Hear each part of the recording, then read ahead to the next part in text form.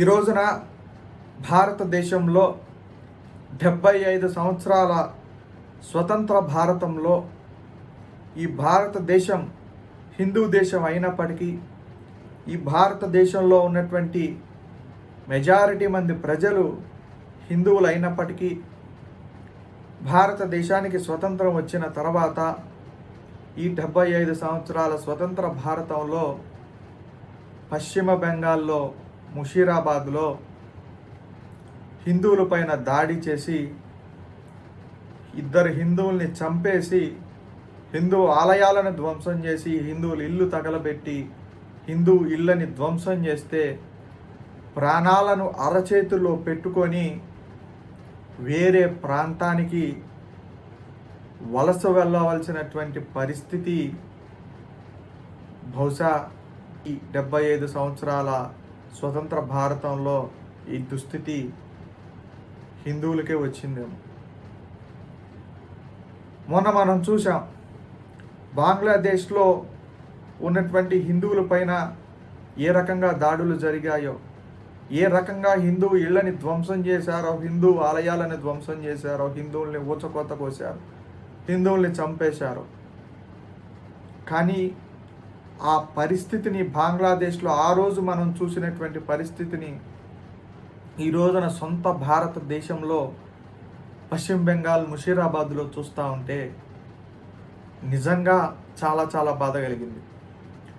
సొంత భారతదేశంలోనే హిందువులకి ఇలాంటి పరిస్థితి వస్తే రేపు ఉదయం భవిష్యత్తు భారతదేశంలో హిందువులు ఏ రకంగా బతకాలి? సొంత దేశంలోనే ఈ రోజున హిందువులకి ఈ రోజున ఇలాంటి దుస్థితి వచ్చింది. పశ్చిమ బెంగాల్ ముషీరాబాద్లో వాళ్ళు ప్రాణాలు అరచేతిలో పెట్టుకొని శరణార్థులుగా వేరే ప్రదేశాలకి వెళ్ళిపోయారు. వాళ్ళు భయపడుతూ సొంత భారతదేశంలో. ఇంకా మనం మిగిలిన దేశాల గురించి మాట్లాడుకోవడం కూడా అనవసరం. ఒక మన భారతదేశంలోనే ఈ రకమైనటువంటి పరిస్థితి ఉంటే అయినా హిందువులు ఏం చేశారు? మీరు ఆ బిల్లు పట్ల నిరసన తెలియజేయాలనుకుంది కేంద్ర ప్రభుత్వానికి. మీ నిరసన అనేది శాంతియుతంగా ఉండాలి. మీరు నిరసన తెలియజేస్తుంది కేంద్ర ప్రభుత్వం పట్ల. అమాయకమైనటువంటి హిందువులు ఏం చేశారు? హిందూ ఇళ్లని ధ్వంసం చేయటం ఏంటి? హిందూ దేవాలయాలను ధ్వంసం చేయటం ఏంటి? హిందువులు ఏం చేశారు? మీకు నిజంగా దమ్ముంటే కేంద్ర ప్రభుత్వం పట్ల మీరు నిరసన తెలియజేయండి. హిందువులు ఏం చేశారు? ఈ రోజున మనం ఇంకొక విషయం కూడా మాట్లాడుకోవాలి. ఏంటంటే పశ్చిమ బెంగాల్ ముషీరాబాద్లో జరిగినటువంటి హిందువుల పైన దాడి ఏదైతే ఉందో ఆ దాడి వెనకాల బంగ్లాదేశ్ హస్తం ఉన్నట్లు కేంద్ర హోంశాఖకి ఉన్నటువంటి ఇన్ఫర్మేషన్. బంగ్లాదేశ్ హస్తం అని అంటే పశ్చిమ బెంగాల్లో అక్రమంగా చొరబడినటువంటి బంగ్లాదేశీ ముస్లిమ్స్ ఎవరైతే ఉన్నారో పశ్చిమ బెంగాల్ ముషీరాబాద్లో జరిగినటువంటి హిందువులపైన ఈ హింసలో ఆ అక్రమంగా చొరబడినటువంటి బంగ్లాదేశీ ముస్లిమ్స్ హస్తం ఉన్నట్లు తెలిసింది.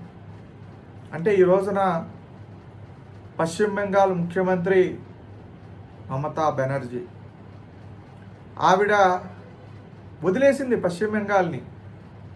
ఎవరు అక్రమంగా బంగ్లాదేశ్ నుంచి జొరబడే వాళ్ళని ఆవిడ చూసి చూడనట్టు వదిలేసింది. కారణం కేవలం ఆమె ఓటు బ్యాంకు రాజకీయాల కోసం. ఆమె ఓటు బ్యాంక్ రాజకీయాల కోసం ఈ రోజున వదిలేసింది పశ్చిమ బెంగాల్. బంగ్లాదేశ్లో ఉన్నటువంటి అక్రమంగా చొరబడ్డారు ముస్లిమ్స్ అందరూ కూడా బంగ్లాదేశ్ నుంచి పశ్చిమ బెంగాల్కి. ఈ రోజున వాళ్లే దాడి చేశారు హిందువుల పైన భారతదేశం. ఈ రోజున నేను హిందూ బంధుమిత్రులందరినీ కూడా నేను ఈ రోజున ఒక విషయం ఆలోచించమని అడుగుతున్నా. మీరు ఈ భారతదేశంలో ప్రభుత్వాలను ఎన్నుకునేటప్పుడు అది కేంద్ర ప్రభుత్వమైనా రాష్ట్ర ప్రభుత్వాలైనా మనం ఏ రకమైనటువంటి ప్రభుత్వాన్ని ఎన్నుకుంటున్నాం అనేది ఒకసారి ఆలోచించండి. హిందువుల పట్ల ద్వేషంగా వ్యవహరించే వాళ్ళని ఎన్నుకోకండి. సనాతన ధర్మాన్ని తరిమేస్తామన్న వాళ్ళని ఎన్నుకోకండి. భారతదేశంలో హిందువుల కోసం పనిచేసే నాయకుల్ని, హిందువుల కోసం పనిచేసేటువంటి పార్టీలని ఎన్నుకోండి. అది తప్ప ఈ భారతదేశంలో హిందువులకి వేరే దారి లేదు. ఎందుకనంటే మనకున్నదే ఒకే ఒక దేశం. ప్రపంచ దేశాల్లో హిందువులకి ఉన్నది ఒకే ఒక దేశం, అది భారతదేశం.